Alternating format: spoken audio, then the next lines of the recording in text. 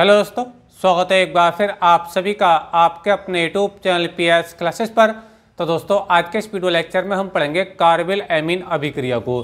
जी दोस्तों, आज के इस वीडियो लेक्चर में हम जानेंगे कि कार्बिल एमीन अभिक्रिया क्या होती है। दोस्तों आप लोगों को बताता चलूं, ये अभिक्रिया बोर्ड एग्जाम के पर्पज से बच्चों वेरी मोस्ट इंपॉर्टेंट अभिक्रिया है और ये बार बार बच्चों बोर्ड एग्जाम में रिपीट होती रहती है। तो चलिए स्टार्ट करते हैं। तो बच्चों कार्बिल एमीन अभिक्रिया में होता क्या है कि हम एनिलीन, क्लोरोफॉर्म और एल्कोहलिक KOH के मिश्रण को गर्म करते हैं। तो गर्म करने पर एक तीव्र दुर्गंध युक्त पदार्थ जिसके अंदर बहुत बुरी स्मेल आती है, फेनिल आइसोसाइनेट बनता है और इस अभिक्रिया को बच्चों क्या बोलते हैं, कार्बिल एमीन अभिक्रिया कहते हैं। चलिए देखिए मैं आपको इसको रिएक्शन करा के दिखाता हूँ।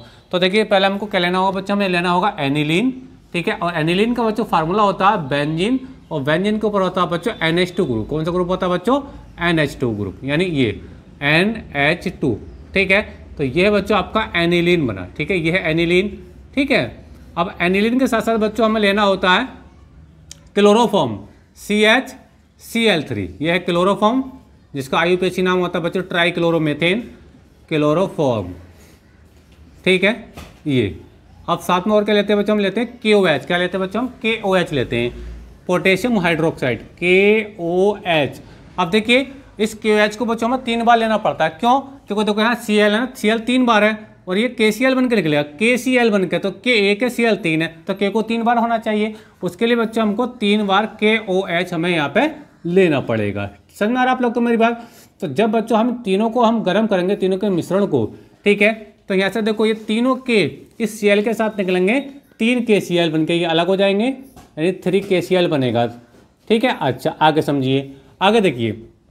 अब यहाँ पे बॉर्डर के मोलिक्यूल बनेंगे जल के, कितने देखो हाइड्रोजन को देखते पहले, 1 2 3 4 और ये 2 हाइड्रोजन हो गए, तो 6 हाइड्रोजन हो गए। तो जल के अणु बन जाएंगे 3, क्योंकि हम लोग जानते हैं बच्चों कि जब जल का एक अणु लिखते हैं ना, तो एक अणु लिखने के लिए 2 हाइड्रोजन चाहिए होते हैं और 1 ऑक्सीजन। तो हमारे पास हाइड्रोजन हो रहे हैं कितने, 6, 1 2 3 4 और 2, 6 हाइड्रोजन है। तो यहाँ से बच्चों हम जल के 3 अणु बना देंगे। देखिए H2O, लेकिन यहाँ 3 टाइम लिखेंगे, ठीक है। ऐसा होने बच्चों ये 6 हाइड्रोजन भी यूज हो गए और ये तीनों ऑक्सीजन है ना, ये तीनों भी यूज हो गई। समझ में आ रहा है?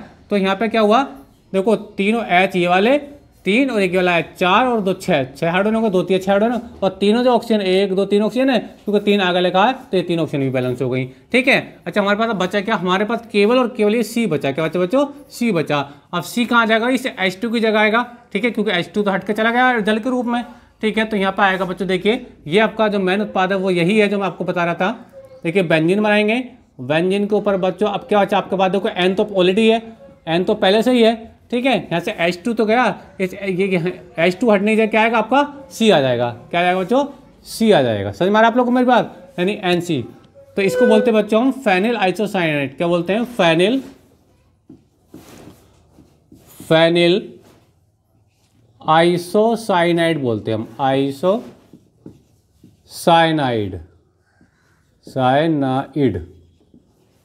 ठीक है। और इसके अंदर बच्चों क्या आती है, तीव्र दुर्गंध आती है, यानी बहुत बुरी इसके अंदर से स्मेल आती है। तो कार्बिल एमीन अभिक्रिया में बच्चों मेन आपका जो कंपाउंड बनता है, जो मेन उत्पाद बनता है वो क्या बनता है, फेनिल आइसोसाइनाइड बनता है, ठीक है।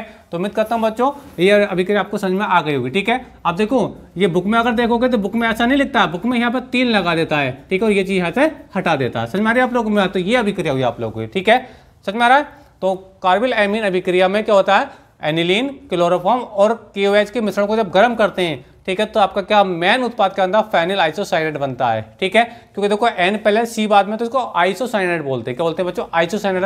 अगर C पहले हो और N बाद में हो तो इसको साइनेट बोलते हैं। लेकिन इसमें क्या होता है, N पहले होता है C बाद में होता है, इसलिए हम बच्चों फेनिल आइसोसाइनेट बोलते हैं इसको, ठीक है। तो आइए बच्चों ये अभिक्रिया आपको समझ में आ गई होगी। और अभिक्रिया